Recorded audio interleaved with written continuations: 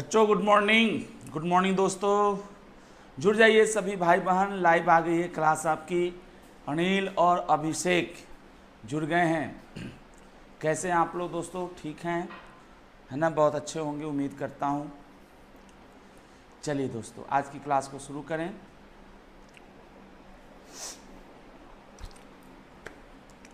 Last class में आपने बड़ी मुश्किल से एक क्वेश्चन सारे सॉल्व कर लिए थे। 198 शुरू किया था। 198 बेसिकली कैलकुलेशन पार्ट्स है, बट मैं देख रहा था थोड़ा बहुत उसको भी पढ़ लेने की ज़रूरत है जितना आपको नॉलेज है। 198 तो आप लोगों ने पढ़ा होगा सीए इंटर में या सीए में इंटर में, किसी न किसी लेवल पर तो पक्का ही पढ़ा होगा। ऐसा तो हो नहीं सकता कि आपने नहीं पढ़ा है। तो क्या पढ़े थे आप? कुछ याद है? कुछ याद है दोस्तों? क्या पढ़े थे आप लोग? कुछ याद करिए, क्या पढ़े थे? थोड़ा बहुत तो पक्का याद होगा आपको। क्या जोड़ते थे, क्या नहीं जोड़ते थे, याद करिए। मैं बताऊं क्या जोड़ते थे क्या नहीं जोड़ते थे? एक बार इसको देख लीजिए। इसमें से एक मुझे अच्छा लगा बेटा टॉपिक, जैसे कैपिटल प्रॉफिट है। कैपिटल प्रॉफिट कब होता है बेटा? जब आप फिक्स एसेट्स को बेचते हैं। और उसमें लेकिन लिखा है कि बेटा अगर जो सेल प्राइस है WDV से ज़्यादा है, तो जितना भी ज़्यादा है सेल प्राइस उसको बेटा जोड़ना है प्रॉफिट में, रेम्युनरेशन निकालते समय। मतलब इसकी जो पॉलिसी है कैपिटल प्रॉफिट को सीधा सीधा हटाना नहीं है। तो आप एक बार ज़रा देख लीजिए। और एक आधा चीज़ और मैंने देखा, पास्ट ईयर का क्वेश्चन बना रहा था तो उसमें मैंने देखा आपके लिए, आपको तो ज़रूरत नहीं है कुछ भी करने का, हम ही बेटा कर देंगे आपके लिए, है ना बेटा? एक बार इधर देखिए सभी भाई बहन, तब शुरू करते हैं हम लोग आज की क्लास को। Calculation of profits under section 198 कर है। रेम्युनरेशन जो आपको मिलता है, रेम्युनरेशन जो आपको मिलता है वो कैसे मिलता है आपको पहले से ही पता है। रेम्युनरेशन जो मिलता है 197 के अनुसार मिलता है। बट 197 में अगर एडिक्वेट प्रॉफिट होता है तो वो कहता है कि जी आपको प्रॉफिट का सर्टेन परसेंटेज मिलेगा। और वो प्रॉफिट की जब हम बात करने बैठते हैं तो हमको ये समझ में आता है कि उस प्रॉफिट का मतलब क्या है। तो यही उसका मतलब था जो हम लोगों ने सीखा था। तो ये आपका हो गया था। कौन सा कंसेप्ट शुरू किए थे भाई विजय राघव जी? फटाफट जुड़िए। निवांदन कुंवर साहब है ना, राखी है ना बेटा, और सभी बच्चे जुड़ जाइए। कौन कौन भाई बहन हैं? यस बेटा, सभी लोग जुड़िए और फटाफट जुड़कर हम लोग के साथ डिस्कशन भी करिए आप लोग। जी दोस्तों, कौन सा कंसेप्ट चल रहा था? मैं बीच में छोड़ना पड़ गया था वो कंसेप्ट आपका। जी बेटा, कौन सा कंसेप्ट था वो? याद करिए, जो बीच में छोड़ना पड़ा। याद है आपको? कंसेप्ट नंबर 4 या 5 कौन सा था? चलिए बेटा, आपको याद है सारा मुझे लगता है।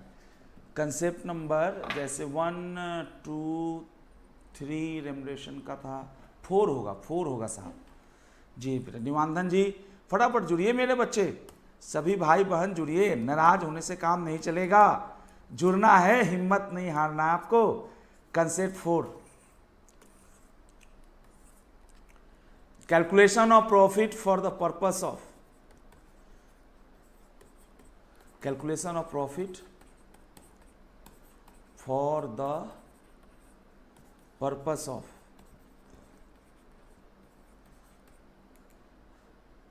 Managerial remuneration.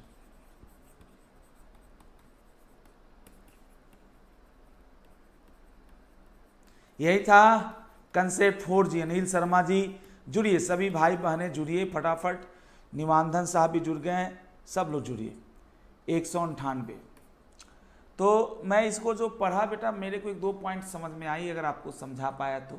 बाकी तो ये लोग बहुत बार आप पढ़े होंगे, तो मैं एक बार फटाफट आपको बता देता हूँ। सेक्शन 198 में सब सेक्शन 1 कहता है, सब सेक्शन 1 क्या कहता है बेटा? सब सेक्शन 1 बेटा रूल बताता है।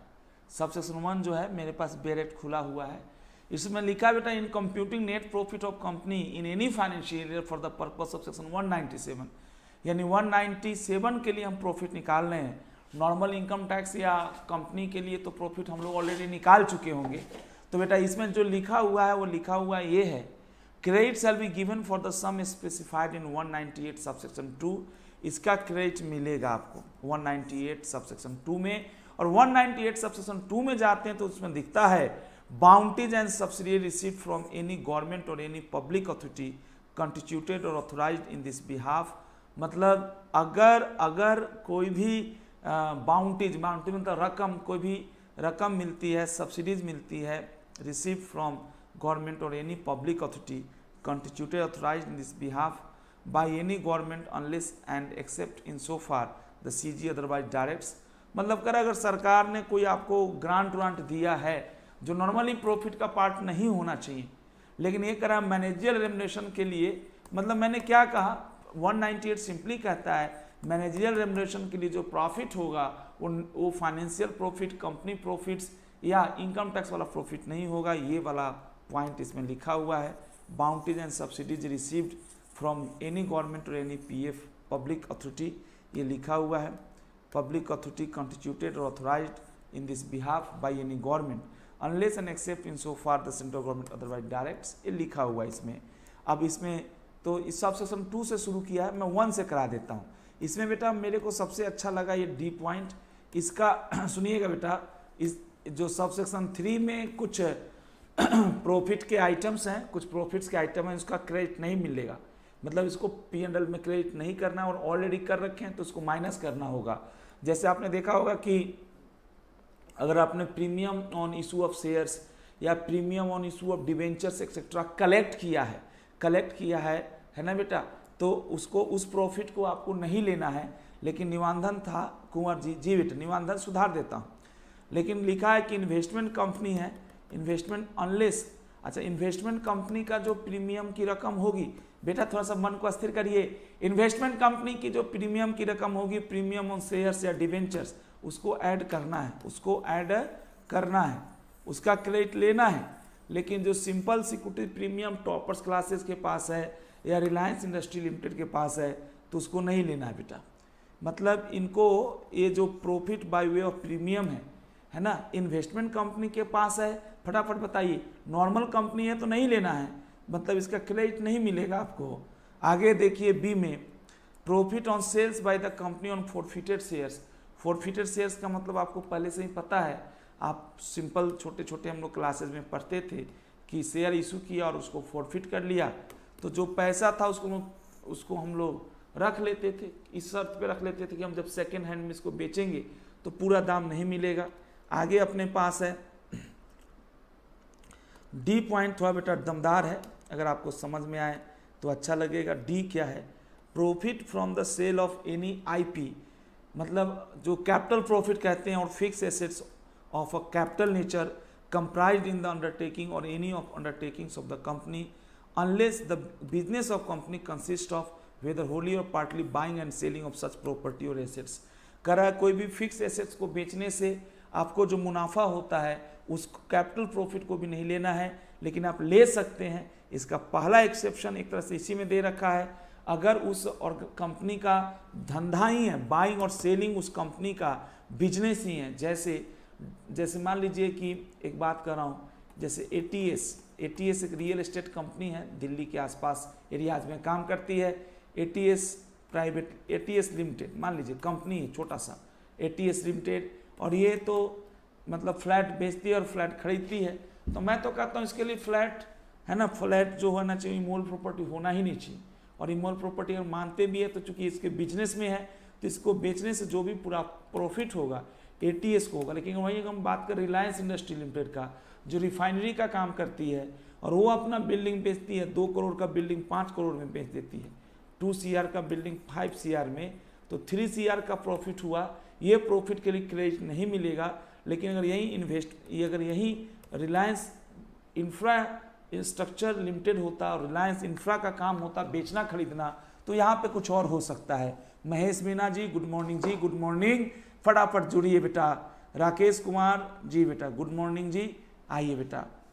खरावर साहब, राखी जी, राखी बहुत लेट से जुड़ती है भाई, क्या बात राखी जी, ये गलत बात है। अब सुनिए भाई लोग, थोड़ा आप पढ़े हैं कि नहीं ये बता दीजिएगा, पढ़े होते तो मजा आता। ये पॉइंट का मतलब बताइए। हाँ जी राहुल, इस पॉइंट का मतलब बताओ फटाफट। Provided at where the amount for which, अब एक और प्रोवाइड जो है, एक और एक्सेप्शन है। आप यूं समझिए कि कैपिटल प्रॉफिट को नहीं जोड़ना है, कैपिटल प्रॉफिट को का क्रेडिट नहीं लेना है, या यूं कह लीजिए कैपिटल प्रॉफिट का आपको जो रिवैल्यूएशन होता है बेचकर, जो रिवैल्यूएशन प्रॉफिट हुआ आपका या रियलाइज्ड प्रॉफिट है, उसको नहीं लेना है। लेकिन पहला एक्सेप्शन है अगर कंपनी का बिजनेस बाइंग सेलिंग का है। दूसरा थोड़ा टफ है, क्या मैं आपको सही से समझा पाया? इसको देखिए, ये तो बहुत सिंपल सब्जेक्ट है बेटा, लॉ है, थोड़ा सा मेहनत करिए। Provided at where the amount for which any fixed assets is sold exceed the WDV। Wow, जैसे मान लीजिए कोई फिक्स एसेट्स है हमारे लिए, प्लांट एंड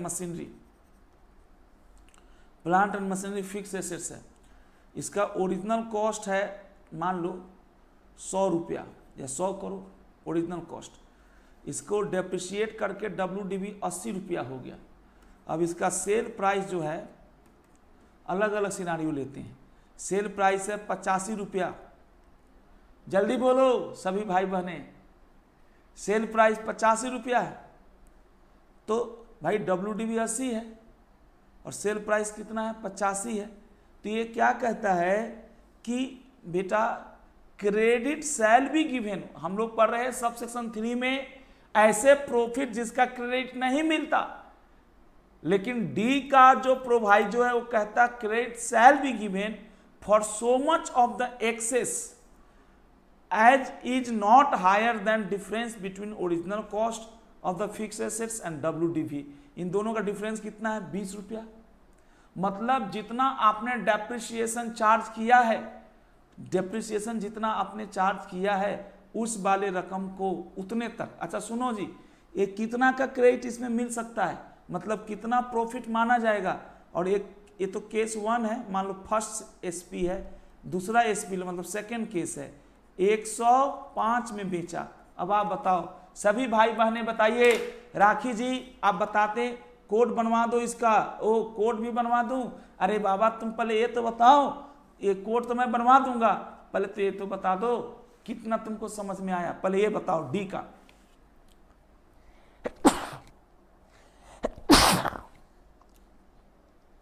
डी का बताओ बेटा सभी भाई बहने, डी का बताइए। Provided that where the amount for which any fixed asset sold exceeds the WDV, credit shall be given for so much of the excess as is not higher than the difference between original cost। फटाफट बताइए राखी जी, राहुल साहब, महेश, मुझे बड़ी खुशी होगी। अनिल शर्मा कह रहे हैं 20 रुपये से ज़्यादा का क्रेडिट नहीं मिल सकता, क्यों? 80 का सामान 105 में बेचा ना, तो 25 का प्रॉफिट हुआ। कहिए जी सर प्रॉफिट का तो क्रेडिट मिलता है ना, प्रॉफिट का क्रेडिट मिलता। अच्छा इसके लिए आपका नॉर्मल कोर्स ऑफ बिजनेस नहीं होना चाहिए। कोई भी कंपनी जो फिक्स एसेट्स खरीदी है उस पर डेप्रिसिएशन चार्ज करती है, और डेप्रिसिएशन सुनिए 20 रुपया ही आएगा, बाकी अलग जाएगा। यस राहुल कुमार शर्मा। और इस वाले में पहले केस में राखी को समझ में नहीं आया। राखी बेटा तुम्हें तो समझ में नहीं आया, जल्दी बताओ पहला केस क्या है? WDV 80 है, बेचे 85 है, तो कितना एक्सेस है 5। दूसरे केस से देखा जाए तो 25, लेकिन इसने कह रखा ना कि जो credits given for so much of excess as is not higher than the difference between original cost of that fix assets and WDV। बहुत बहुत धन्यवाद दोस्तों, एक छोटा सा पॉइंट आपने बताया। राखी जी के लिए कोड बनाना है, बिल्कुल बेटा कोड बनाऊंगा। राखी बेटा पहले ये समझो, सेक्शन 198 कहता है कुछ प्रॉफिट्स हैं जिसका क्रेडिट मिलेगा। मेरी बात सुनना, कुछ क्रेडिट्स है 198 सबसेक्शन 2 में उसका क्रेडिट मिलेगा। क्रेडिट मिलेगा मतलब उसको रेम्युनरेशन निकालने के लिए, मैनेजर रेम्युनरेशन निकालने के लिए उसको प्रॉफिट का पार्ट ट्रीट किया जाएगा। कुछ ऐसे प्रॉफिट हैं जिसको प्रॉफिट का पार्ट नहीं मिला जाएगा। ओरिजिनल और WDV के डिफरेंस से ज़्यादा नहीं। यस बेटा, ओरिजिनल और WDV के डिफरेंस से ज़्यादा नहीं।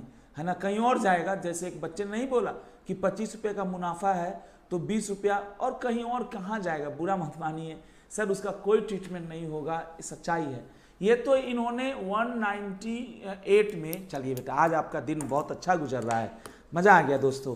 कभी कभी हम लोग लेथार्जिक हो जाते हैं, बट आज आप बहुत अच्छा पढ़ रहे हैं।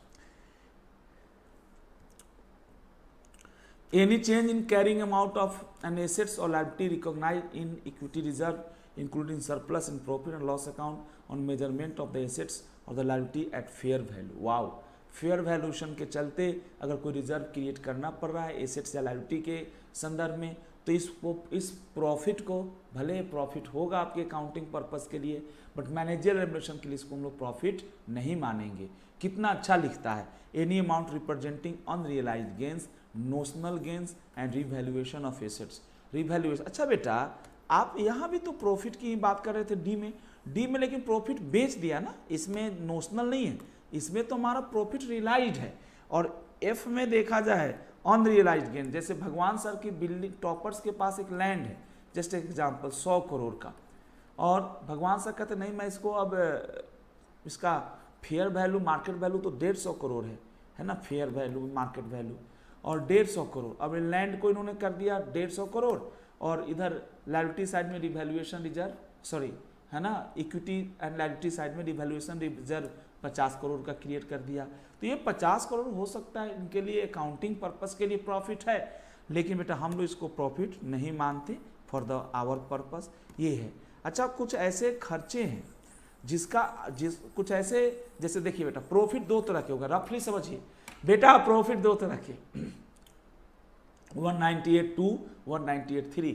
198(2) में जो प्रॉफिट्स हैं उसका क्रेडिट मिलेगा, यानी उसको रेमुनरेशन के लिए कैलकुलेट करने के लिए प्रॉफिट का पार्ट मानेंगे। 198(3) में जो है उसको रेमुनरेशन निकालने के लिए प्रॉफिट का पार्ट नहीं मानेंगे।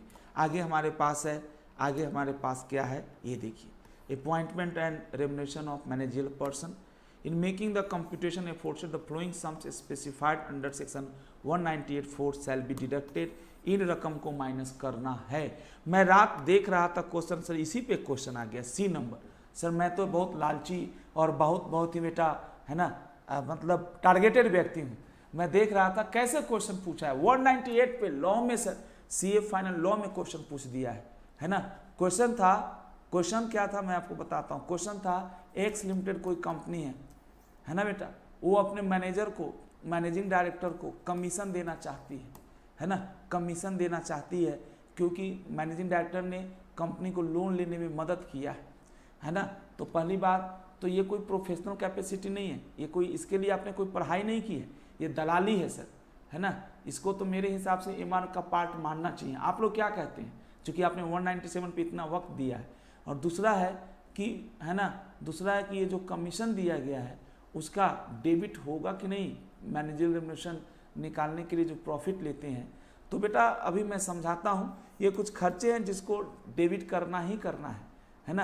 अकाउंट में भी होता है, मैंने ये नहीं कहा 198(4) में कुछ खर्चे हैं जिनको डेबिट करना है, जैसे यूजुअल वर्किंग चार्जेज, जो भी वर्किंग चार्जेज हैं, salary, rent etcetera, usual working charges है, ऑपरेशनल एक्सपेंसेस हैं, डायरेक्टर्स रेमुनरेशन को भी माइनस करना है। ओके जी, डायरेक्टर्स रेमुनरेशन को भी माइनस करना है।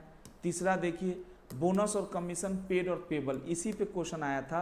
Bonus or commission paid or payable to any member of the company जे स्टाफ, कंपनी के किसी स्टाफ को या इंजीनियर को या टेक्नीशियन को या person employed or engage by company whether on a whole time or part time basis. मतलब अगर आप किसी भी स्टाफ को भी कमीशन दिए हैं तो वो खर्चा है और अकाउंटिंग में भी खर्चा माना जाता है। और हम जब मैनेजर रेमुनरेशन के लिए प्रॉफिट को एक तरह से कैलकुलेट कर रहे हैं तो वहाँ भी इसको मानना है। आगे देखिए, as tax notified by central government as being the nature of tax on excess of abnormal profit. तो वही बात है, इनकम टैक्स एक्सेट्रा या सुपर टैक्स कोई होता है। Any tax on business profit impose on special reasons or special circumstances, tax को minus करना है, चाहे सेंट्रल गवर्नमेंट लगाए या special purpose, entry tax etcetera. Interest on debentures issued को माइनस करना है, interest on mortgages executed by the company and on loans and advances secured by a charge on its fixed assets or floating assets। तो lot of topics are given here, है ना बेटा। Fix assets, floating assets दे रखा है, interest और unsecured loans and advances, interest on unsecured loans and advances, expenses on repairs whether to immovable or to immovable property provided the repairs are not of capital nature। Wow, capital nature का तो capitalise कर दो, उसका खर्चा नहीं मिलेगा। Expense है out going inclusive of contribution made under section 181 आप लोग तो भूल गए होंगे, लेकिन मेरे को शायद याद है ना, चैरिटेबल पर्पस के लिए याद है क्या। 180 में साइबर था, राखी जी उस समय बहुत एनर्जी में थी बेटा, साइबर SIBR था 180 में, 4 चीज़ें थी, 4 काम करने के लिए BOD को से पूछना पड़ता था। और 181 में है on going out going inclusive of, मतलब आउट गोइंग में कोई भी खर्चा जो सेक्शन 181 वाले खर्चे उसको भी इन्होंने लिया है। आगे लिखा depreciation to the extent specified in section 123। और यहाँ पे शेड्यूल 2 आपको याद होगा, शेड्यूल 2 ऑफ कंपनीज एक्ट वाला डेप्रिसिएशन का भी आपको क्रेडिट मिलेगा। तो कुल मिलाकर आप देखिए क्रेडिट की कोई कमी नहीं है ना, सॉरी मतलब इसका डेबिट मिलेगा, डेबिट का मतलब ये माइनस होगा बेटा, है ना, पहले भी होता था। आगे देख लेते हैं सर एक लास्ट लाइन और, the excess of expenditure over income which has arisen in computing the net profits in accordance with the section in any year in so far as such excess has not been deducted in any subsequent year। Wow, आप पिछले सालों का accounts अगर मान लीजिए revise कर रहे हैं, और होता है ना रीओपनिंग होती है कभी कभी अकाउंट्स, और रीओपनिंग के चलते ये पता चलता है खर्चा ज़्यादा था और इनकम कम था आपका, तो खर्च उन सालों में तो जो होगा सो होगा। जिस साल में MR निकाल रहे हैं, करंट ईयर ही समझिए, उसमें इसको भी माइनस करना है। तो आप देखेंगे तो कुछ भी नहीं छोड़ा है ना। आगे लिखा है any compensation or damage to be paid, any compensation or damage to be paid in virtue of any legal liability including liability rising from breach of contract. आगे लिखा हुआ है बेटा any sum paid by way of insurance against the risk of meeting liability such as referred in clause M।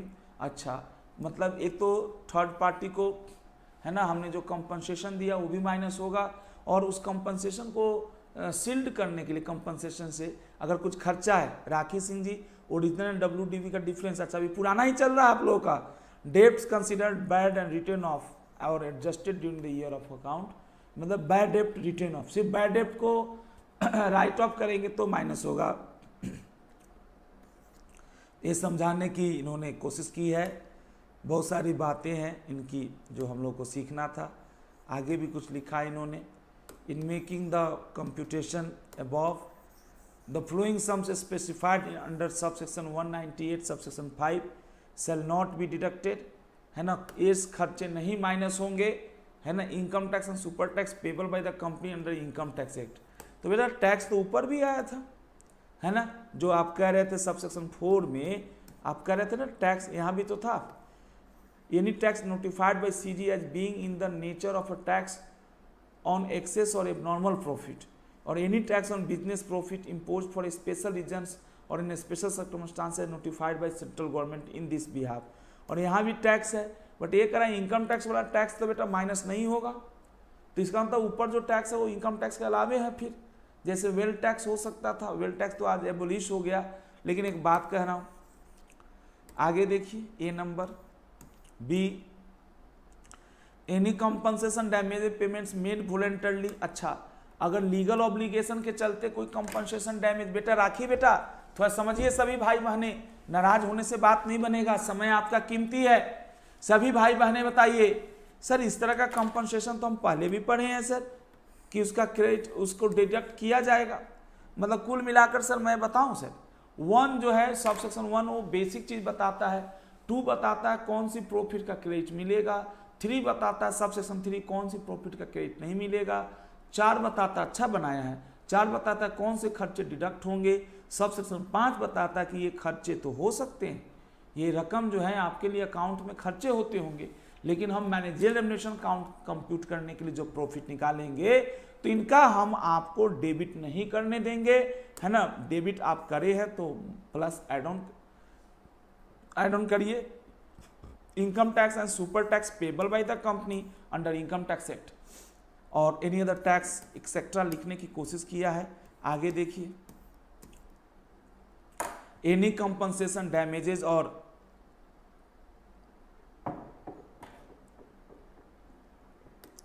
any compensation damage or payments made voluntarily, that is to say otherwise than virtue of, ठीक लिखा है। 4 के M में जो था, 4 के M में क्या है, सबसेक्शन 4 के M में क्या है, ऊपर वाले में ब्रीच ऑफ एग्रीमेंट के केस में है, और देखो नहीं, ऊपर वाले जो M है ना सर, अच्छा ब्रीच ऑफ कॉन्ट्रैक्ट के केस में है, और मैं नहीं कहूं कि लीगली भी आप लायबल थे, लीगल लायबिलिटी भी तो आई थी आपका लीगल, और नीचे वाले में ऐसा नहीं है ना सर, नीचे वाले में वॉलेंट्री पे कर रहे हैं, यानी कंपनसेशन डैमेज। सर थोड़ा याद करिए ना सर, यानी कंपनी डिफॉल्ट कर रही है, हाँ जी, थोड़ा तो दिमाग लगाइए भाई, नाराज होने से कुछ होगा। इनकम टैक्स वाला सुपर टैक्स एक्सेट्रा का खर्चा है भी, अकाउंट्स में मानते भी हैं, तो भी हम यहाँ पे खर्चा नहीं मानेंगे, बाकी टैक्स को माइनस होगा। गवर्नमेंट से ग्रांट मिला है उसको प्लस करना है ना, जबकि गवर्नमेंट ग्रांट को रेवेन्यू ट्रीट नहीं किया जाता। यानी 198 के अंतर्गत जो प्रॉफिट है वो रेम्युनरेशन के लिए उसका निकालने का तरीका नॉर्मल प्रॉफिट से थोड़ा हटके दिख रहा है। एक और चीज़ मेरे को समझ में आई, आप जैसे realised profit on capital assets है उसको नहीं लेना है, लेकिन अगर आपका बिजनेस है वहीं तो लेना है ना बेटा। तो ये छोटा सा राखी जी, थोड़ा सा दिमाग लगाइए, आप भी सभी बच्चे पार्टिसिपेट करते हैं तो अच्छा लगता है। आगे बताइए, C point, loss of capital nature including loss on sale of undertaking or any of undertaking of the company or any part thereof, not including any excess of WDV of any assets which is sold, discarded, demolished or destroyed over its sale proceeds or scrap value. Loss of a capital nature including loss on sale of, अच्छा loss का नहीं लेना है, or any of undertaking of the company or any part thereof, not including any excess of WDV of any assets which is sold. क्या है बेटा, not including, but इसमें जोड़ना नहीं है, any excess of WDV of any assets which is sold, discarded, loss of capital including loss on sale of undertaking or any of undertaking of the company or any part thereof, not including any excess of WDV of any assets which is sold, discarded, demolished, destroyed over its sale proceeds or scrap value। बेटा इसमें ये कह रहा है, इसका आपको नहीं मिलेगा, loss of capital nature including loss this or any of undertaking of the company, not thereof, not including any excess of WDV of any assets which is sold, discarded, demolished. बेटा इसका मतलब बताइए आप लोग, WDV तक लेंगे ना sir? हाँ WDV तक ही लेंगे, है ना बेटा। अब मान लीजिए WDV तक लेंगे, हाँ जो एक्सेस है ना, not including any excess, excess को नहीं लेंगे। कैसे समझा जाए भाई इसको, एग्जाम्पल के तौर पे अनिल शर्मा जी बताइए, ये तो हम लोगों ने आज तक पढ़ाया ही नहीं था, जब हम लोग स्टूडेंट रहे होंगे तब पढ़े होंगे। 100 रुपये का मान लीजिए एसेट्स है, इसका WDV 80 हो गया है, ठीक है। अब इसको बेचे हम लोग 60 में, ठीक है जी, 60 में बेचे हैं तो लॉस कितने का हो रहा है? WDV के हिसाब से देखो तो 20 रुपये का, और ओरिजिनल के हिसाब से देखो तो 40 रुपये का। तो इसका कहना है शर्मा जी का कि 20 रुपये तक का जो लॉस है वो लेंगे, डिडक्ट होगा, है ना। 60 प्लस 20 80 हो गया ना। इससे ऊपर का जो है any excess of WDV which is sold, क्या बेटा क्या बता रहे हैं आप, बताइए फटाफट। WDV तक तो लेंगे ना सर? बिल्कुल लेंगे, है ना। लॉस WDV तक लेंगे और एक्सेस ऑफ WDV है वो नहीं लेंगे। तो कैसे सीखा जाए, इसको समझा जाए जिससे हमारे भाई बहनों को आसान लगे। जैसे 100 का चीज़ था, 80 हो गया इसका WDV, है ना। लॉस में कितने में बेचे? 10 रुपये में बेच दिए, तो 10 रुपये में बेचे तो यहाँ WDV तक 70 रुपये का लॉस हुआ, और इसके हिसाब से 90 रुपये का लॉस हुआ।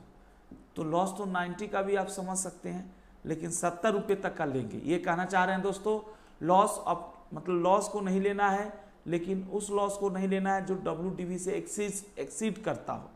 Any change in carrying amount of an assets, अच्छा, कैरिंग अमाउंट तो हम लोग पढ़ते थे, अगर आपको याद हो, इम्पेयरमेंट ऑफ इंटेंजिबल एसेट्स, याद करिए ना, पुराने एस पढ़ते थे, आजकल तो अब फाइनल में है तो इंड एस पढ़ते होंगे।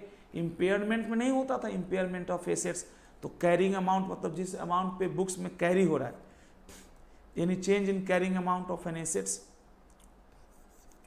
और liability recognised in equity reserves including surplus in profit and loss account on measurement of the assets of the liability or fair value, कुछ लिखा है। Any change in carrying amount of an assets or liability recognised in equity reserves including surplus in profit and loss account and measurement of assets or the liability at fair value. तो इसमें कुल मिलाकर ये शायद लिखने की कोशिश किया है, कोई भी चेंज हो रहा है ना, in carrying amount of an assets, है ना बेटा, recognise in equity reserve including profits surplus in profit loss account on measurement of the assets or liability at fair value. Fair value के पे जो मेजर कर रहे हैं उसके चलते कोई चेंज हो रहा है, और ये चेंज नेगेटिव चेंज है। ऊपर वाला जो चेंज था वो पॉजिटिव चेंज था ना, तो उसको लेना है, मतलब यूँ समझ लीजिए 20 रुपये का लॉस डिडक्ट होगा। हाँ जी बेटा, 20 रुपये का ही लॉस डिडक्ट होगा ना जी, वही बात है। बहुत बहुत धन्यवाद आपका, 20 का ही लॉस डिडक्ट होगा। चलिए जनाब, तो ये जरूरी था पढ़ना एक बार आपको। अब मैं इधर एक बार आपको थोड़ा सा परेशान करना चाहूँगा, है ना, एक बार इसको भी समझ ही लेते हैं। 198 ये फाइनल में भी आता है क्या आपका 198 अकाउंट्स में, ऐसे पूछ रहा हूँ बेटा। हाँ बेटा, रिवैल्यूएशन लॉस नहीं लेना है, रिवैल्यूएशन प्रॉफिट भी नहीं लेना है, बिल्कुल दोस्तों। क्या दोस्तों फाइनल में आता है, पहले आप बता दीजिए एक बार, मैं तो आपको शेयर कर ही दूंगा। हमें तो लगता है सब अकाउंट्स का सब टॉपिक होगा, है ना, बट फिर भी आप कह रहे हैं तो मैं आपको एक बार समझा देता हूं। सबसे पहले लिखिए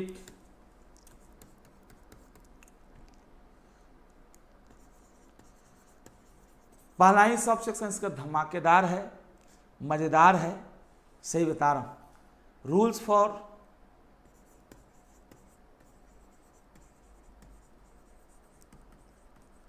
कैलकुलेशन ऑफ, पहला ही सेक्शन इसका धमाकेदार, नेट प्रॉफिट। अच्छा, 198 जो मैं समझ पाया वो सिंपली एक ही बात कहता है कि जो प्रॉफिट्स हैं जिनका नॉर्मली क्रेडिट मिलता है, लेकिन हमारा जो रूल है वो कहता है कि कुछ ऐसे स्पेसिफाइड प्रॉफिट्स हैं जिनका हो सकता है अकाउंट्स में क्रेडिट नहीं मिलता हो, नॉर्मल अकाउंट्स में, लेकिन हम आपको क्रेडिट देंगे। और कुछ ऐसे मतलब प्रॉफिट्स हैं जिनका अकाउंट्स में क्रेडिट मिलता है लेकिन एमआर के लिए हम नहीं देंगे। उसी तरह से कुछ ऐसे लॉसेस हैं, एक्सपेंसेस हैं जिनको हम डिडक्ट करने का परमिशन देते हैं, और कुछ ऐसे लॉस या एक्सपेंसेस हैं जिनको हम डिडक्ट करने नहीं देंगे। Rules for calculation of net profit, ये लाइन है हमारे पास। नेट प्रॉफिट निकालने का रूल्स क्या है? Rules for calculation of net profit, section 198 sub section 1। Sir लिखा हुआ है सर, कोई बुराई नहीं है, आपको तो आता है, लेकिन एक बार और लिखने में कोई बुराई नहीं। बेटे रिवैल्यूएशन रिजर्व तो मेरे को समझ में आ गया, किसी सब्जेक्ट में आपको ये पढ़ना है, लॉ में तो है, मैं समझा दूंगा आपको, पढ़ा दिया, आपके बुक से में भी है। आपके अकाउंट्स में आता है क्या क्वेश्चन इसके ऊपर? हम लोग तो इंटर में पढ़ते थे CS एग्जीक्यूटिव में, वहाँ आता था बेटा मैनेजर रेम्युनरेशन निकालने के लिए, और मेन उसमें वही खेल होता था कि 100 रुपये का एसेट्स है, WDV उसका 80 रुपया है, और उसको बेचा आपने 85 रुपये में, और एक बार बेचा 105 रुपये में। ऐसा ही सर पढ़ाते थे, फिर बोलते थे बेटा मैनेजर रेम्युनरेशन के लिए कितना प्रॉफिट लोगे रियलाइज्ड का। तो जैसे आपने कहा था कि जो ओरिजिनल और WDV का डिफरेंस है उससे ज़्यादा नहीं लेंगे। ओके बेटा, यहाँ लिखिए फॉर कैलकुलेशन ऑफ, जी साहब, for calculation of net profits of company, net profits of company in any financial year, in any financial year। No sir inter में ही था बस, तो आप इसको काहे को लिए आप लोग पढ़ रहे हैं, बता दीजिए, कोई रीजन हो। For calculation of net profit of company in any financial year, for the purpose of section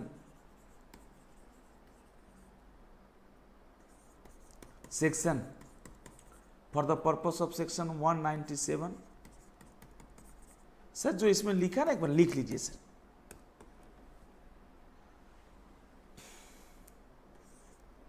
ये में लिखा है sir, credit shall be given, मतलब credit of profits shall be given. Sir एक बार लिख लीजिए सर आप, shall be given for the sums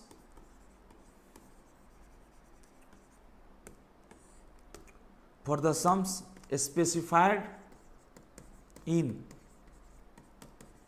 section 198 subsection 2। इसका क्रेडिट मिलेगा, but credit shall not be given. Wow, जो लिखा है सबसेक्शन 1 ठीक है बेटा, मैं आगे बता देता हूं, but credit shall not be given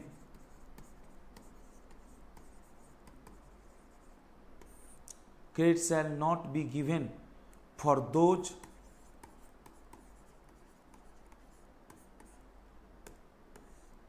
but credit shall not be given for those specified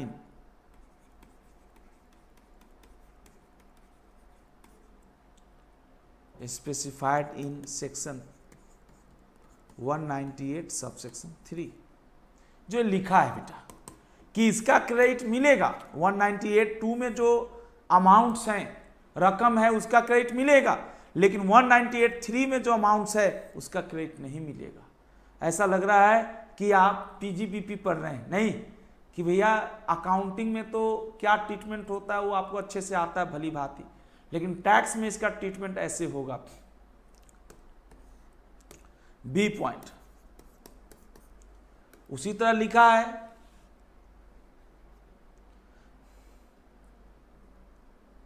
लिखा है sir, the sums means amount, expenses, losses, यहां पे सम्स यहां भी था, बट यहां पे प्रॉफिट के सेंस में था। तो आप एक बार नोट कर लीजिए, मैं सब नहीं लिखवा रहा हूं। द सम्स, एक्सपेंस या losses specified in section 198(4) shall be deducted,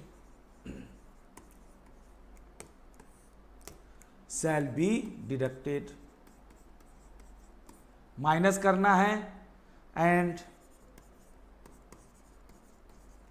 those specified in, मतलब those sums, those expenses, those losses specified in section 198(5) shell not be deducted. ये लिखने की कोशिश है, आपको सीखने की जरूरत है। शैल नॉट बी डिडक्टेड ये लिखा है। नो सर इंटर में ही था जी बेटा, बिल्कुल समझ में आ गई बात। तो मेरे को सबसे प्यारा लगा कि सब सेक्शन 2 क्या है, कुछ ऐसे इनकम प्रॉफिट्स है ना बेटा जिसको ऐड करना है। सब सेक्शन 3 है, कुछ ऐसे प्रॉफिट्स इनकम्स जिसको ऐड नहीं करना है।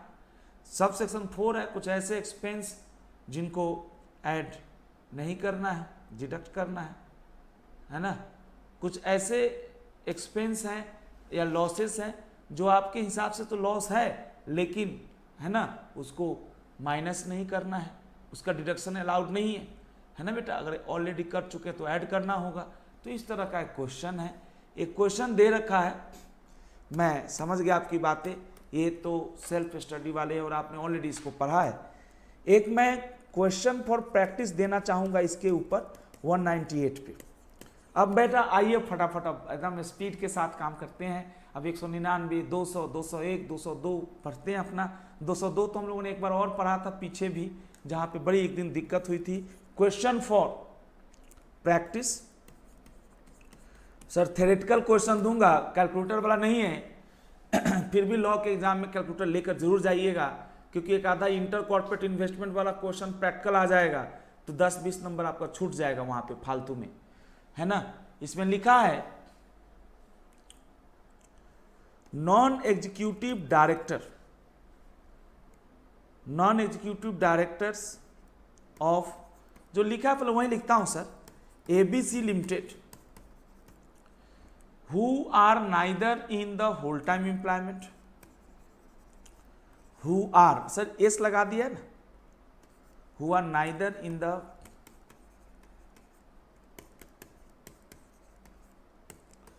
NEDs of ABC Limited who are neither in the whole time employment of the company, employment of the company, nor managing director,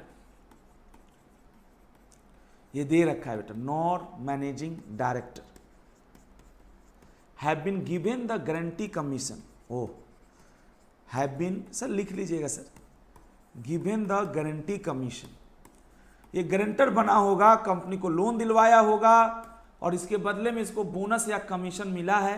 उसमें लिखा हुआ था बोनस कमीशन किसी भी स्टाफ को देंगे तो सब सेक्शन 4 के 198 सब सेक्शन 4 के डी पॉइंट में था, मैंने आपको पहले ही बताया था, कोशिश किया था।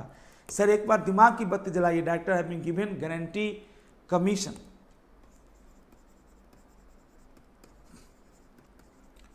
Has been paid to them, has been paid to them, किस बात के लिए, paid to them for having guaranteed the,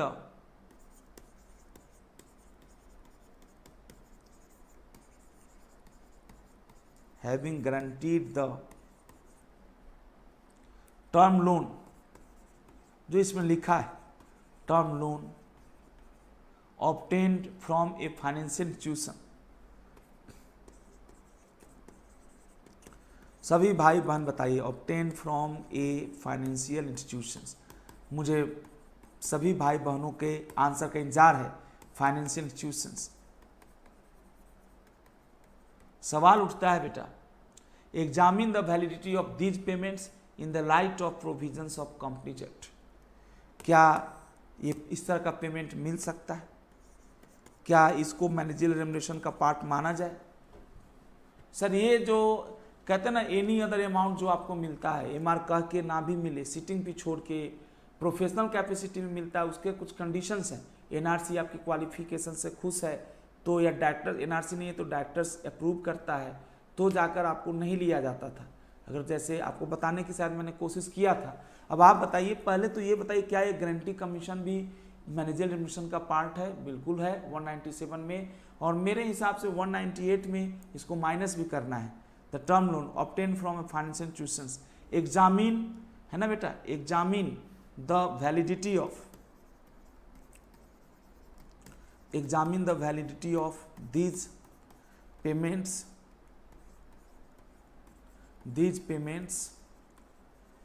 in the light of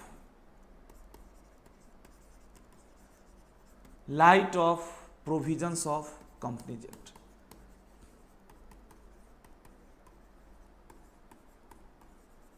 companies act 2013, ये क्वेश्चन है आपका, आपने जवाब भेजना है। क्या हो सकता है, क्या आपको कुछ दिमाग में आ रही बात? 198 में मैनेजर रेम्युनरेशन निकालने के लिए इस गारंटी कमीशन को माइनस किया जाएगा कि नहीं? आप इसके लिए अपने स्टडी मटेरियल को भी थोड़ा एक बार नज़र मार लीजिए, आप ही का भला होगा, हम सबका भला होगा दोस्तों। यहाँ पे 198 सब सेक्शन 4 में लिखा हुआ है, ये तो प्रॉफिट वाला हो गया बेटा, प्रॉफिट वाला नहीं ना साहब, लॉस वाला।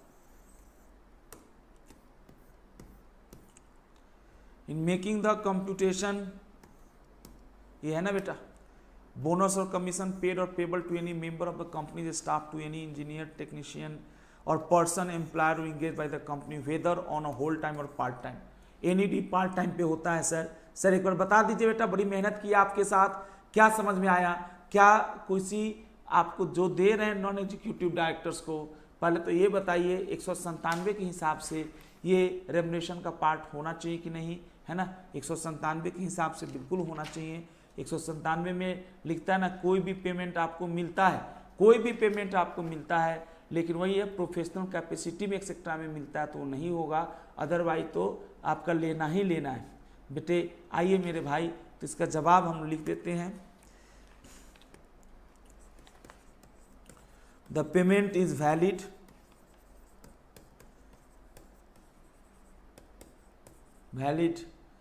under section 197 and will form part of किसका पार्ट बनेगा, the payment is valid under section 197 and will form part of किसका, part of managerial remuneration as per section 198 subsection 4, any bonus or commission, थोड़ा लिख लीजिए बेटा, bonus or commission याद रहेगा, paid, any bonus or commission as per section 198(4), any bonus or commission paid by the company to any of its staff, ठीक है कि नहीं, shall B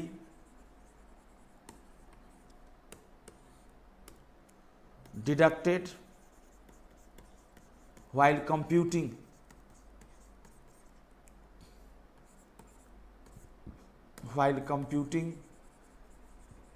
net profit for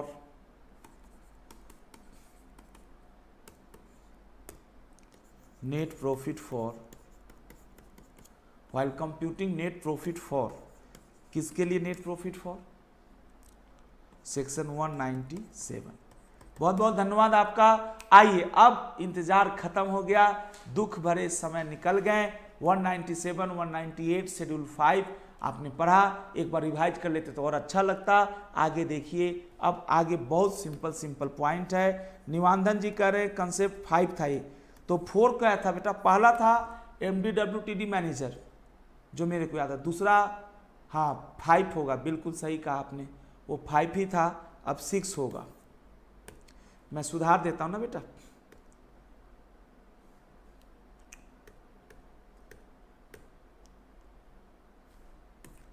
ये जो आपने लिखा है ये 5 ही होगा, बिल्कुल बेटा, कैलकुलेशन ऑफ नेट प्रॉफिट। चलिए दोस्तों अब आगे की बात कर लेते हैं हम लोग। कंसेप्ट 6 कर recovery of remuneration in certain special cases. 199 कहता है कि अगर कोई कंपनी को अपने पिछले साल के बुक्स ऑफ अकाउंट्स को, है ना बेटा, पिछले साल के फाइनेंशियल स्टेटमेंट्स को रीस्टेटिंग करना पड़ा, रीस्टेटिंग मतलब रीओपन हो गया, रिवाइज करना पड़ा, है ना। क्यों रिवाइज करना पड़ा, क्योंकि company is required to restate its financial statement due to fraud और non compliance with any requirement under this act and the rules made thereunder. Company से अगर मान लो दोस्तों, जैसे आप लोग तो खैर पढ़ चुके होंगे, हम लोग बच्चों को पढ़ाते हैं 130, 131 section 130, 131 talks about reopening and revision. Reopening generally तब होता है जब NCLT डायरेक्शन देती है, और रिवीजन आप वॉलंटरी बेसिस पे कर सकते हैं, लेकिन उसमें भी पूछना पड़ता है। एक में डायरेक्शन के बाद कर सकते हैं, एक में पूछने के बाद कर सकते हैं, बट दोनों में NCLT के नॉलेज में है ही बात। अब कंसेप्ट 6 कहता है, सर सुनिएगा, जैसे मान ली रिलायंस इंडस्ट्री लिमिटेड ने financial year 17-18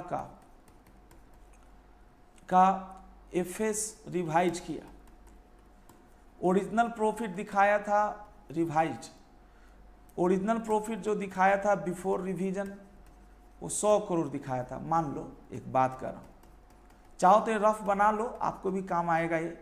original profit 100 crore दिखाया था, लेकिन जब रिवाइज प्रॉफिट हुआ उसमें खर्चे आपने कम शो किए थे, फ्रॉड किया था ना। रिवाइज प्रॉफिट मान लीजिए 100 करोड़ के बदले 80 करोड़ हुआ, तो ये 100 करोड़ का 11% रेम्युनरेशन आपने बांटा था पिछली बार। 100 का 11% कितना होता है, 11 करोड़, जबकि बांटना था 80 का 11%। समझ रहे हैं सर?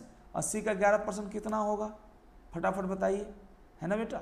80 का 11% 8.808 9.60, और आपने बांट दिया 11 करोड़। एक बात कर रहा हूँ, अंतर हो गया 1.40 CR का, 1.40 करोड़ का अंतर हो गया। समझ रहे हैं बेटा? 1.40 करोड़ का अंतर हो गया। अब यहाँ पे यही कह रहा है, अब ये जो एक्स्ट्रा रेमुनरेशन मिला है, ये परसेंटेज ज़्यादा होने चलते नहीं मिला है, क्योंकि रीकास्टिंग हो रहा है ना, रीस्टेटिंग हो रहा है फाइनेंशियल स्टेटमेंट। अब 1.40 करोड़ जो होगा, सर बताइए निवांधन, सभी भाई बहनें बताइए, कंपनी छोड़ेगी या रिकवर करेगी? किससे रिकवर करेगी? जो इस फाइनेंशियल ईयर में थे या उस समय भी थे और अभी भी है। सर एक लाइन लिखा है, without prejudice to any liability, इसके अलावे कोई और लायबिलिटी है वो भी होगा। ये नहीं कह सकता जैसे 130 में कोई पेनाल्टी लगनी है या कंपनी के किसी और सेक्शन में कोई पेनाल्टी लगनी, तो वो भी देना होगा। इसमें लिखा हुआ बेटा, notwithstanding anything contained in this chapter, a company may, while according its approval under section 196 to any appointment or to any remuneration, ये लिखा है बेटा without prejudice to any liability, और भी कोई लायबिलिटी आपकी है तो है ही, बट ये आपको वापस करना पड़ा। चलिए सर, मैं समझाने में सफल रहा शायद, आप इसको बना लीजिए। जैसे मान लीजिए कि 100 करोड़ का ओरिजिनल प्रॉफिट है, रिवाइज प्रॉफिट 80 करोड़ का है। हम ओवरऑल बात करते हैं, 11% आपने रेमुनरेशन दिया था 100 करोड़ का, 1.10 करोड़ दिया आपने। रेमुनरेशन पेड कितना है, चलिए मैं लिख ही देता हूँ साफ साफ, आप भी बना लीजिए ना सर। सर कभी कभी तो आप अच्छा करने लगते हैं। रेमुनरेशन पेड 1.10 CR, 100 करोड़ का 11%। लेकिन अब आपने क्या किया इसमें, फटाफट बताइए। ये तो ये हो गया आपका रेमुनरेशन पेड ₹1.10। एक्चुअल पेबल कितना था, प्रॉफिट कम है ना आपका, 80 का 1.10, तो ये करीबन हो रहा है 9.60 CR। एक्सेस कितना ले लिया आपने, एक्सेस रिसीव्ड, अब जिसने भी लिया है 1.40 CR, सेक्शन 199 कहता है ये वापस करना होगा, ये वापस करना होगा। You need to return it, need to return it. और वापस करना, जैसे मैंने आपके घर में चोरी किया और मैंने चोरी के सामान वापस कर दिए, इसका ये मतलब नहीं है कि आप मेरे खिलाफ FIR नहीं करेंगे। आप जो बाकी मेरे खिलाफ कर सकते हैं, मेरी पिटाई कर सकते हैं, मेरे खिलाफ FIR कर सकते हैं, या पेपर में छपवा सकते हैं, मेरी गुडविल खराब कर सकते हैं, जो करना है करिए। उसके अलावा अपना सामान भी वापस आप ले सकते हैं। Need to return under section 199। आराम से नोट करिए, मुझे पूरा विश्वास है आपने नोट किया होगा। बहुत सिंपल लिखा हुआ है। पहले तो ये सेक्शन 199 का हेडर तक नहीं लिखा आपने और डिस्कशन खत्म, इसमें कुछ नहीं लिखा है। लिखा है recovery of remuneration in certain cases, और उसमें लिखा है कि for the time being in force where a company is required to restate its financial statement due to fraud और non compliance with any requirements under this act and the rules made thereunder, the company shall recover from any past or present MD, WTD or manager, CEO by whatever name called, who during the period for which FS is required to be restated received the remuneration including a stock option, stock option को भी remuneration का ही part माना है, in excess of what would have been payable to him as per restatement of financial statement, है ना बेटा, financial statement. तो सबसे पहले अब मैं उम्मीद करता हूं आपने नोट कर लिया होगा, यहां से मैं लिख देता हूं कंसेप्ट 6। ये लिखा है बेटा recovery of remuneration, recovery of remuneration in certain cases. जी भाई कुंवर साहब, ये छोटा सा पॉइंट है, इसमें ना तो कोई सब सेक्शन है ना कोई बात है, बट इन्होंने एक पैराग्राफ लिख दिया है। इसको मोनोलॉग बोलते हैं, सुनते हैं लोग बात, इसमें कुछ है नहीं, लगातार बोलते जाना है। Recovery of remuneration in certain cases, section 199 199 recovery of remuneration in certain cases 199 ये छोटा सा पॉइंट है और इन्हीं पॉइंट से हम लोग आगे बढ़ते हैं। कंसेप्ट नंबर कौन सा है बेटा 6 में। पहले तो लिखिए अप्लीकेबिलिटी ऑफ अप्लीकेबिलिटी सेक्शन 199 कब अप्लाई होगा बताइए बेटा। When the company is required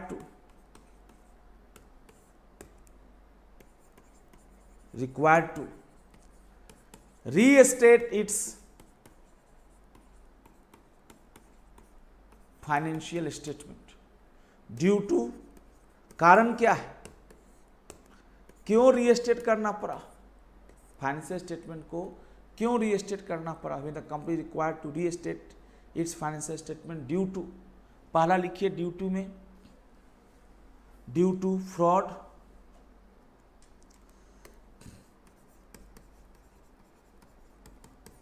जो इसमें लिखा है,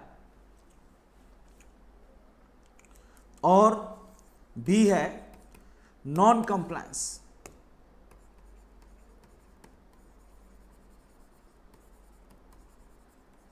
फ्रॉड और non compliance with any requirement, non compliance with any requirement of this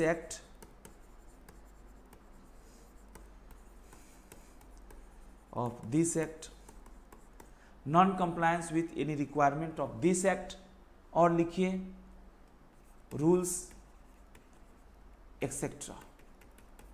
बताइए बेटा ये तो बहुत सिंपल है। 199 कितना सिंपल है, ये कहता है कि आपको वापस करना होगा। 199 तब अप्लाई होगा जब company is required to restate its financial statement due to fraud और एक्सेट्रा लिखा है। अब आगे देखते हैं।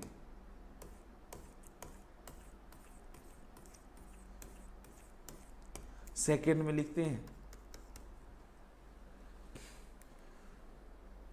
Duty to return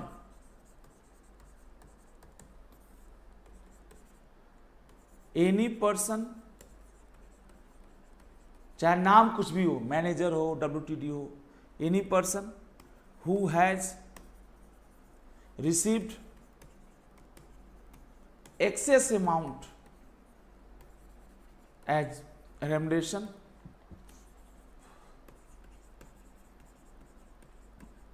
excess amount as a remuneration, any person who has received excess amount as a remuneration due to restating of financial statement must return it to the company. Returning doesn't mean immunity from other prosecutions, immunity from other liability. You are not immune. आप वापस करते इसका मतलब ये नहीं कि आप ईमानदार हैं, आपके पाप धुल गए, है ना, बाकी किसी और सेक्शन में कोई और बात है, वो सब मानना होगा। Must return to company. Returning doesn't mean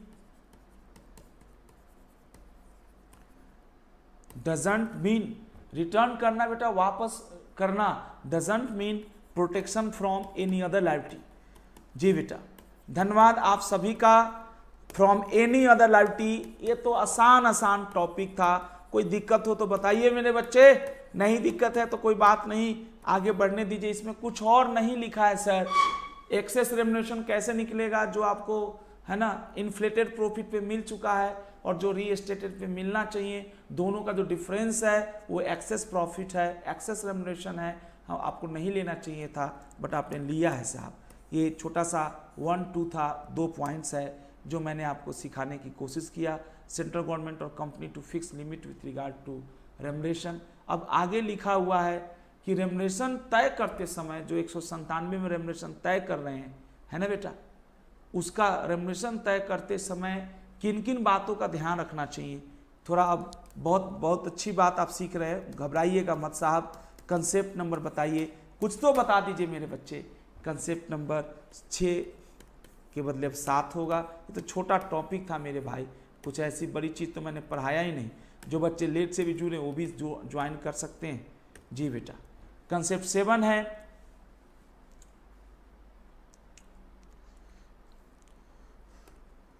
लिखा तो यही है सीजी और कंपनी, लिखा पर वही लिखते हैं, बाद में हम लोग अपने हिसाब से इंटरप्रेट करेंगे। सीजी और company to fix limit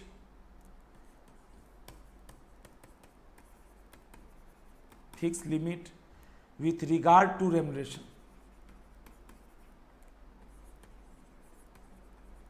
with regard to remuneration section 200। CG और company to fix limit with regard to remuneration section 200 में दिया है। और क्या है ये बातें आप यहाँ से एक बार देखिए। पहले आपको मैं दोबारा से दिखाता हूँ, कुछ नहीं है, ये आपने ऑलरेडी पढ़ा था है ना, लेकिन फिर भी उसको देखना होगा। ये रिकवरी वाला पॉइंट था, ये हमने recovery of remuneration doesn't prejudice empire मतलब लॉस पहुँचाना, हानि पहुँचाना है ना बेटा, इनलाइबिलिटी, ये सब तो लिखा ही है। आपने फ्रॉड क्यों किया था एफएस बनाने में, है ना, बोला सर सैलरी ज़्यादा पाने के लिए, अच्छा रेमुनरेशन ज़्यादा पाने के लिए, तो एक तो वो वापस कर दीजिए। दूसरा भी आपको मैं व्यवस्था कर देता हूँ, है ना, पूरा व्यवस्था है सर आपके लिए। ये रेमुनरेशन ऑफ इंडिपेंडेंट डायरेक्टर भी एक बच्ची पूछी थी, लेकिन वो हटा दिया है। ये सर सॉरी 100 आगे है सर, है बेटा, ये तो लॉस के केस वाला आ जाएगा सर, तुरंत इसके ऊपर है सर, ये है सर, ये आ गया सर। साहब इसको देख लीजिए एक लाइन, साहब इसको एक बार देखिए, आप सब आज खत्म हो जाएगा। कंसिडरेशन ऑफ सर्टेन पैरामीटर्स, वाव, है ना, central government consideration of certain parameters by company while fixing limit with regard to remuneration in case of inadequate profit। ये लिखा है क्या? यस, ये लिखा है बेटा। नॉट विथ स्टैंडिंग जो लिखा है, according to section a company needs to takes care of certain parameters and may adopt an administrative selling.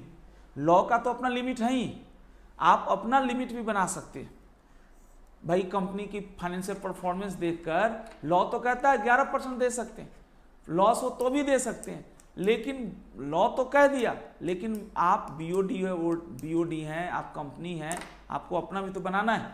ये देखिए क्या लिखा है, according to section a company needs to takes care of certain parameters and may adopt administrative ceiling as it may deem fit within the statutory ceiling with regard to fixing of managerial remuneration where it has inadequate or no profits. However, effective from this, in such cases, the company is not required to seek any approval of CG। वो कहानी सुना रहा है, चलिए भाई ठीक कह रहा है। Section 200 states that notwithstanding anything contained in this chapter, अब मेन शुरू कर रहा है। A company may while according its approval under section 196 to appointment or any remuneration under section 197 in respect of cases where the company has inadequate or no profits, fix the remuneration within the limits specified in this act at such amount or percentage of profit of the company as it deems fit। While fixing such remuneration, the company shall have regard to company जो fix करेगी remuneration. मतलब मैं शायद ये समझ पाया बेटा, section 200 कहता है कि आपको जैसे एक तो ये पॉइंट करते समय भी रेमुनेशन तय होता है। 196 में जब आप MD/WTD को अपॉइंट करते हैं ना, टर्म्स ऑफ एम्प्लॉयमेंट होता है, तो उस समय रेमुनेशन तय होता है। उसके अलावा 197 कहता है कि एक सर्टेन परसेंटेज से आप ज़्यादा दे नहीं सकते हैं, लॉस है तो भी आप दे सकते हैं, लेकिन उसकी लिमिट्स है। ये कह रहा है कि वो लिमिट तो लीगल लिमिट्स है, आप एडमिनिस्ट्रेटिव लिमिट तय करिए, आप अपने लिए लिमिट तय करिए अपनी औकात देखकर। नहीं समझे बात? जैसे टीचर ने कह दिया, कोई कोचिंग वाला बोला कि दिन भर में 12 घंटे पढ़ना, ये तो जनरल लिमिट हो गई ना सभी लोगों के लिए। लेकिन कोई बच्चा अभी बीमारी से बाहर निकला है, एक बात करो, बीमारी से बाहर निकला है, तो उसको तो फिर कोचिंग वाले ने कह दिया कि सर ये तो मैक्सिमम है 12 घंटा, उससे ज़्यादा नहीं पढ़ना है, समझ में नहीं आएगा। लेकिन अगर आपको लगता है कि थोड़ा कम पढ़ने से भी काम चल जा रहा है, आप बीमार थे, कोई परेशान थे, तो ये चीज़ समझा रहा है साहब। अगर आपको समझ में आए तो बताइएगा, मुझे तो समझ में आ गया। 200 जो बात करता है कि जो लिमिट है 197 की, उसको भी भूल जाओ। 196 जब आप अपॉइंट करते हो, उस समय रेमुनरेशन तय करते हो, तो रेमुनरेशन जब किसी MD WTD मैनेजर का तय करते हो तो दो चीज़ों का ध्यान रखो। एक तो जिसको रख रहे हो उसका भी उसका एक्सपीरियंस, एजुकेशन का ध्यान रखो, और दूसरा ये ध्यान रखो कि आप जो दोगे, आपकी कंपनी की फाइनेंशियल पोजीशन कैसी है। ये पूरा पढ़ लो ना बेटा एक बार, आपकी कंपनी की फाइनेंशियल पोजीशन कैसी है। While fixing such remuneration, the company shall have regard to financial position of the company, remuneration or commission drawn by the individual concerned in other capacity। क्या वो इंडिविजुअल हमारी ही कंपनी में है ना, किसी दूसरी कैपेसिटी में भी कुछ रेमुनरेशन ले रहा है ना। क्या वो बंदा जो हमारी कंपनी में है ना बेटा MD WTD है, एक समझने के लिए, किसी अदर कंपनी में भी WTD MD है, या किसी अदर कंपनी से भी रेमुनरेशन कमीशन मिल रहा है उसको। आगे लिखा प्रोफेशनल क्वालिफिकेशन एक्सपीरियंस, कितना सिंपल है। राखी बेटा आप बोलिए ना मेरे बच्चे। Pawan Kumar Yadav, good morning sir ji, good morning बेटा। पवन भाई आप बताइए सेक्शन 200 क्या कहता है। सेक्शन 200 कहता है 196 में अपॉइंट करते समय, 197 रेमुनरेशन तय करते समय आपको एज अ कंपनी अपनी फाइनेंशियल पोजीशन देखनी है पहले, फिर ये देखना है जिस बंदे को रख रहे हो उसको रेमुनरेशन और कमीशन जो 197 का अनुसार मिल रहा है वो तो मिल ही रहा है, क्या उसको अदर कैपेसिटी में, मतलब डायरेक्टर के अलावा किसी दूसरे कैपेसिटी में कुछ मिल रहा है। प्रोफेशनल क्वालिफिकेशन क्या किसी दूसरी कंपनी से मिल रहा है, दूसरे कैपेसिटी से मिल रहा है, दूसरी कंपनी से मिल रहा है, किसी है ना बेटा उसकी क्या क्वालिफिकेशन है। ऐसे थोड़ा खुश होकर पढ़ेंगे तो याद हो जाएगा। आगे देखिए, any matters as may be prescribed, इसके अलावा पांचवा कह दिया एनी अदर मैटर, वाह, सच अदर मैटर्स, और ये मैटर्स रूल 6 में प्रिस्क्राइब कर दिया, मतलब इनको सब्र नहीं है। सेक्शन 200 में 4 बातें बता दी और बोला जी 4 के अलावा और भी बातें हो सकती है जो प्रिस्क्राइब की जाएगी, और उसको प्रिस्क्राइब हमने रूल 6 में कर दिया। हमने रूल 6 में कर दिया। क्या किया रूल 6 में, जरा देखिए तो। रूल 6 में हमने वो बातें प्रिस्क्राइब कर दी, क्या है पूरा पढ़िए।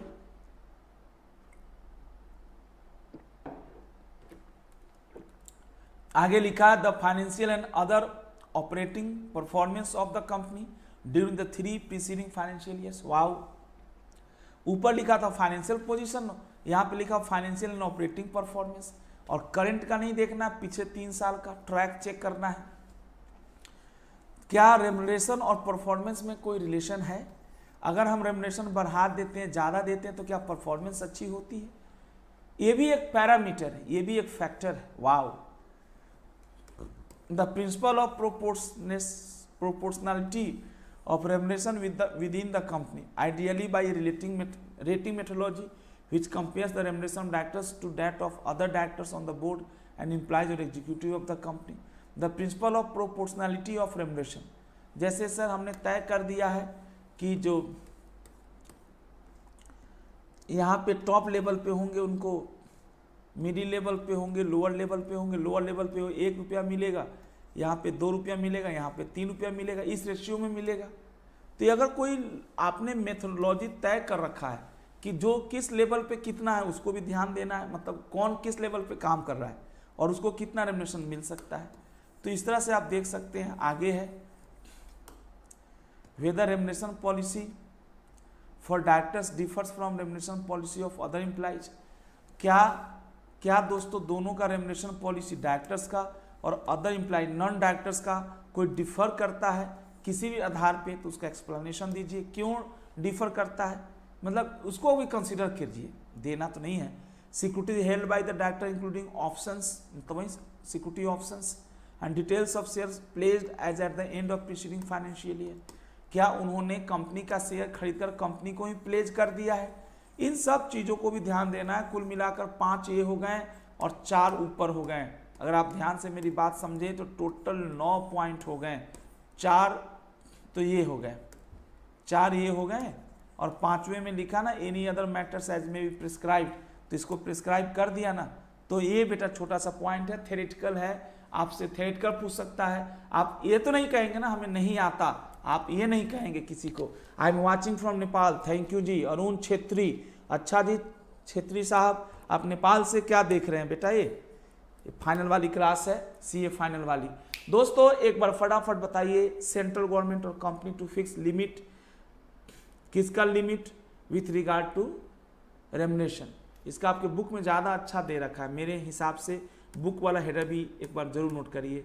Consideration of certain parameters by company while fixing limit, ये ज़्यादा आसान है आपका। Consideration of certain parameters, certain parameters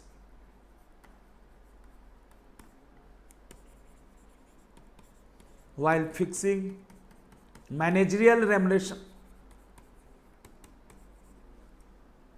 पक्का? बाय कंपनी, बहुत आसान है बेटा, मेरे को समझ में आ गया।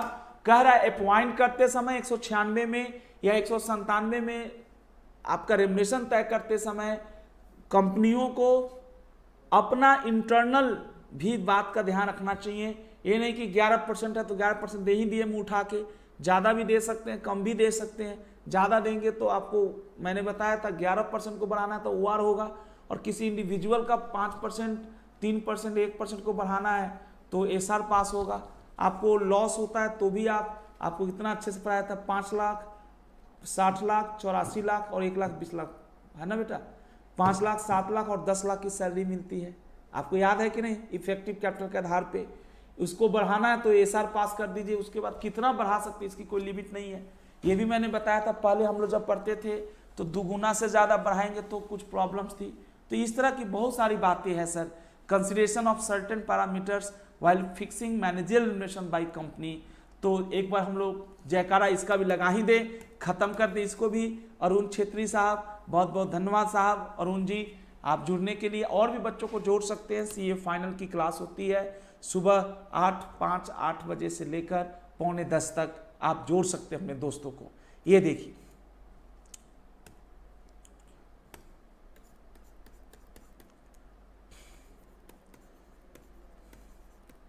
एप्लीकेबिलिटी ऑफ सेक्शन 200, सेक्शन 200 कब अप्लाई करना है? एप्लीकेबिलिटी ऑफ सेक्शन 200 कब अप्लाई करना है दोस्तों? आप सभी भाई बहन बताइए। Section 200 comes in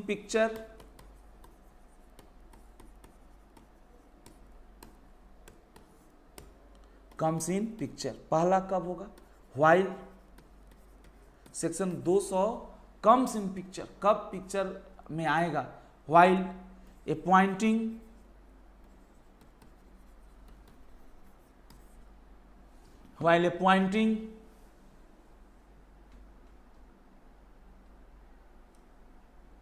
managerial personal under section 136 और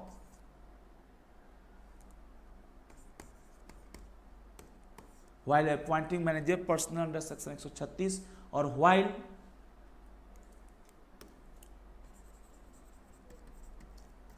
fixing the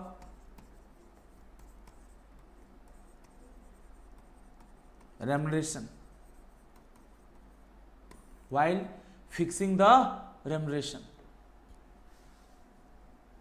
अंडर सेक्शन 197। जी बेटा सभी भाई बहन बताइए।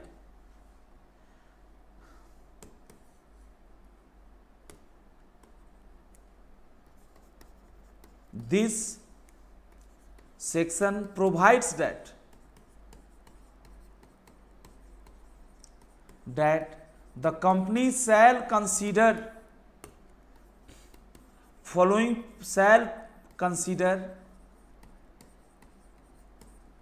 some parameters, और कौन से वो पैरामीटर्स हैं? some parameters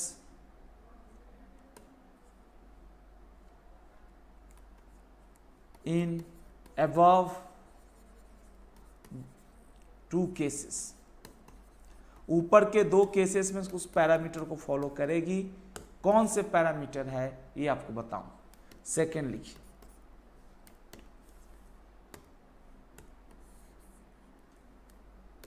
सेकेंड लिखिए बेटा, पैरामीटर्स और aspects to be considered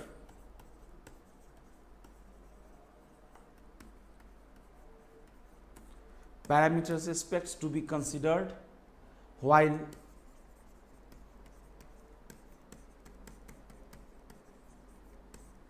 fixing the remuneration। Sir बहुत कुछ सिंपल है, कंपनी अपनी फाइनेंशियल पोजीशन को देखेगी। अब है ना फाइनेंशियल पोजीशन, फाइनेंशियल है ना पोजीशन, अब कंपनी ही है तो मैं तो कंपनी है तो इट सेल्फ लिखूंगा, है ना बेटा। To be considered while fixing the remuneration, parameters aspects to be considered while fixing the remuneration, ये लिखिए, while fixing the remuneration, while fixing the remuneration the company shall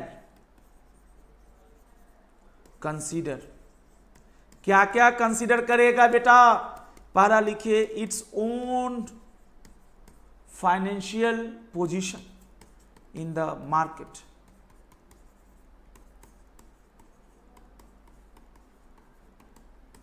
पहला क्लियर है दोस्त, अपनी financial position.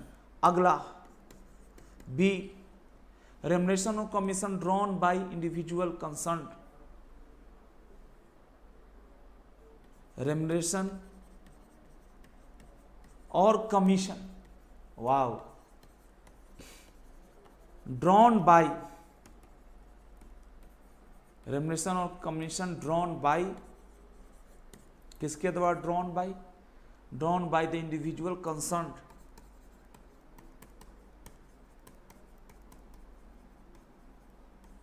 Individual concern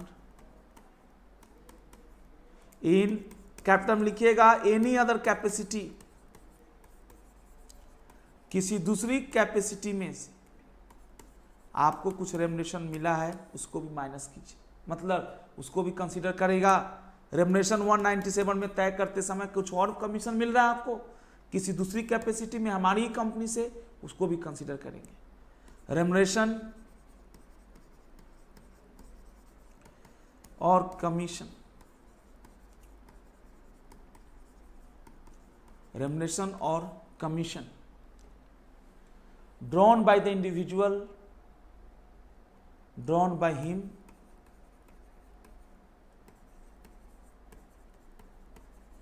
remuneration और commission drawn by him, ठीक है, from any other company, from any other company, from any other company. आप देख सकते हैं बहुत सारी बातें समझाने की कोशिश की गई है ना जी बेटा। ध्यान देंगे सभी भाई बहने, है ना। आप एक छोटी छोटी, sir sorry for this, would you let me know topic on date details serial chapters. Yes जी छेत्री जी, बिल्कुल sir. What after this chapter, बिल्कुल सर। इसके बाद वाला चैप्टर मैं बता देता हूं आपको, बिल्कुल बता दूंगा। क्या दिक्कत है भाई छेत्री भाई, बता दूंगा। रेमुनेशन और commission drawn by him from any other company, बेटा क्या मतलब है, किसी और कंपनी से भी कुछ मिला है क्या तुम्हें, मिल रहा है। सुनो, क्या क्या पैरामीटर्स कंसीडर कर लोगे, एक बार बता दो क्या क्या पैरामीटर्स कंसीडर कर लोगे। आपको रेमुनेशन कितना, आपकी कंपनी की फाइनेंशियल पोजीशन कैसी है, आपको क्या अदर कैपेसिटी में भी इसी कंपनी से कुछ मिल रहा है, हाँ या ना, हाँ तो बताओ। दूसरा, क्या आपको रेमुनेशन जो मिल रहा है ना, किसी अदर कंपनी से भी मिल रहा है, क्या इसी कंपनी से अदर कैपेसिटी में मिल रहा है। 3 हो गया, कितना सिंपल है। और D, education and experience, professional qualification. वाह, मतलब क्या है सर, मैं ये समझ पाया, अगर आपको समझाया तो कंपनी को ये सोचना है कि यार 11%, 5%, 3% या 60 लाख, 84 लाख, 1 करोड़ 20 लाख, ये तो ठीक है, लेकिन ये तो कह दिया ना, मतलब वही बात हो गई ना भाई कि एक बाबा जी हैं वो, या सरकार ही है, अब सरकार के ऊपर ही समझ लो, सरकार ने कहा सबको टैक्स देना है, या इतना टैक्स थोड़ा अच्छा नहीं लग रहा है, सरकार ने ये कहा कि आपको दान देना है, ऑप्शनल कर दिया, दान देना है पीएम केयर फंड में। अब मान लो हमने 100 रुपये ही दिए थे, क्योंकि मेरा एक दोस्त है, उससे बोला राजीव भाई तूने तो दिया नहीं होगा, बोला हाँ नहीं दिया है, उसको मेरा नेचर पता था, तो उसने मेरे को कहा भाई राजीव दे दे यार, शर्म कर, और बोला देकर मेरे को उसका स्लिप भेजो। एक दो दोस्त और थे, उन्होंने बोला यार दुनिया मर रही है ना, 100, 200, 500 दे ही देगा तो क्या हो जाएगा तेरा, तो बेटा मैंने फिर 100 रुपये दिए। तो सर अब चॉइस थी ना, चॉइस थी। अब ये अपनी स्थिति भी तो आदमी चेक करेगा, अब 2000 दे दो यार, 2 लाख दे दो, अक्षय कुमार है ना 5 करोड़ दे सकता है, 25 करोड़ दे सकता है, सर क्या है सर, अलग बात है। प्रोफेशनल क्वालिफिकेशन, कुल मिलाकर मुझे बहुत अच्छा लगा सर, आपको कैसा लगा सर? 196 में अपॉइंट करते हैं, 197 में रेम्युनरेशन देते हैं, 198 में रेम्युनरेशन के लिए प्रॉफिट निकालते हैं, 199 में रीएस्टेटिंग होती है तो वापसी करते हैं, 200 में कुछ पैरामीटर से उसको कंसीडर करते हैं। Professional qualifications and experience of the individual concern, and experience of the individual concern, मतलब जिस इंडिविजुअल को आप अपॉइंट कर रहे हैं, जी बेटा जिस इंडिविजुअल को आप अपॉइंट कर रहे हैं, फटाफट बताइए। Professional qualification and experience of the individual concern, D के बाद E, any other matter as may be prescribed. Chhetri ji ध्यान दीजिए, any other matter as may be prescribed. अभी भी इसकी भूख खत्म नहीं हुई, कह रहा इसके अलावा भी कोई मैटर है जो प्रिस्क्राइब किया जा सकता है ना बेटा। अब लिखिएगा नीचे ऐसे बॉक्स बना के, सेंट्रल गवर्नमेंट पीछे रहती है, सेंट्रल गवर्नमेंट ने प्रिस्क्राइब कर दिया, बोला जी ऊपर जो ए नंबर पॉइंट है ना फाइनेंशियल परफॉर्मेंस पोजीशन, तो उसको फाइनेंशियल पोजीशन को बदलो, फाइनेंशियल एंड ऑपरेटिंग परफॉर्मेंस करो। कंपनी जी आप मैनेजर रेम्युनरेशन तय करने जा रहे हैं, बोला जी सर। तो क्या तय नहीं था? जी तय तो था, हम इंटरनली तय कर रहे हैं। बहुत अच्छा सर, तय तो है सर, हम इंटरनली तय कर रहे हैं। तो आपको अपने ही पिछले 3 साल की फाइनेंशियल और ऑपरेटिंग परफॉर्मेंस चेक करनी होगी। यहां पे लिखिए नोट के तौर पे, the central government, the CG shall, the CG has prescribed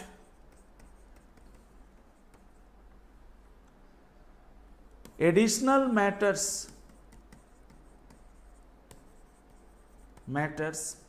under Rule 6, which are as follow,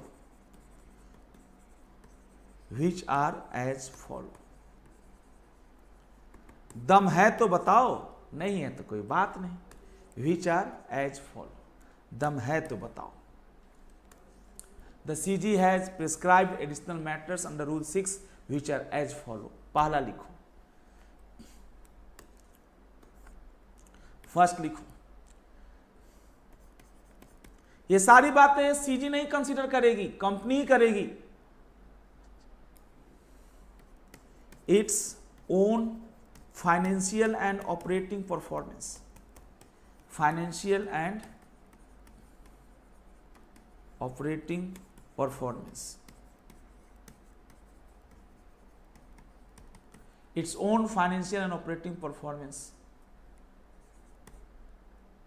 of last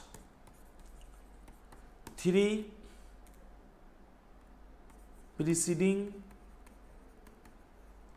financial years, पिछले 3 साल की आप अपनी परफॉर्मेंस, ए के बाद बी, दम है तो बताइए। रिलेशनशिप बिटवीन, क्या रेम्युनरेशन और परफॉर्मेंस में कैसा रिश्ता है? क्या रेम्युनरेशन बढ़ाने से परफॉर्मेंस बढ़ जाएगी? समझने के लिए केवल बता रहा हूं सर। कंपनी सोचे ना कि भाई कम देने से क्या परफॉर्मेंस कम हो जाएगी, ज्यादा देंगे तो परफॉर्मेंस बढ़ जाएगी। तीसरा लिखा है जो ये जो सीनियर लेवल मैनेजमेंट है उनका जो रेम्युनरेशन का प्रोपोर्शन है जो जूनियर लेवल वो क्या होगा। ये बहुत सारी चीजें दे रखा है ना। क्या remuneration policy for directors differ from the remuneration policy of other employees? क्या दोनों के रेम्युनरेशन देने का पॉलिसी अलग है? नॉर्मल एम्प्लॉय और जो डायरेक्टर्स के रूप में है उन दोनों के रेम्युनरेशन में डिफरेंसेस है। अगर कंपनी की ऐसी नीति है तो उस नीति का कारण क्या है, उस नीति के पीछे का एक्सप्लेनेशंस क्या है, बहुत सारा लिखा है। वो कितने शेयर्स खरीदा है डायरेक्टर्स ने। बी पॉइंट देखिए, ए के बाद बी है ना बेटा, लास्ट 3 प्रीसीडिंग फाइनेंशियल ईयर्स के बाद बी लिखिए, मजेदार पॉइंट। द रिलेशनशिप, ये थ्योरेटिकल था लेकिन छोड़ नहीं सकते थे आप। रिलेशनशिप क्वेश्चन आना किस पे है वो भी मैं बता देता हूं, between remuneration and performance. Remuneration and performance, ये है छोटा छोटा point. Relationship between remuneration and performance. तीसरा explanation, if there is differences between, there is policy differences between, differences between किसका, रेम्युनरेशन ऑफ किसका, remuneration of directors and other employees. तो कुल मिलाकर ये भी थ्योरेटिकल है। कंपनी अपनी इंटरनल लिमिट तय कर सकती है मैनेजरियल रेम्युनरेशन का, while appointing managerial personnel, giving granting approval under section 196 और under 197 while fixing the remuneration। But ये जो रेम्युनरेशन होनी चाहिए shall not exceed the limit, limit से ज्यादा ना होगा। लिमिट से ज्यादा होगा तो दिक्कत होगा सर, लिमिट से ज्यादा ना हो तो ज्यादा अच्छा होगा। दोस्तों ये छोटा सा पॉइंट है जो मैंने आपके साथ शेयर किया है और एक एक करके बात होगी। अब लिखा है इसका बेटा 201 सेक्शन 201 भी है, वो भी पढ़ लीजिए। आज तो आप बहुत अच्छा पढ़े बाकी दिनों की तुलना में। कंसेप्ट नंबर कहां तक हो गया, 7th।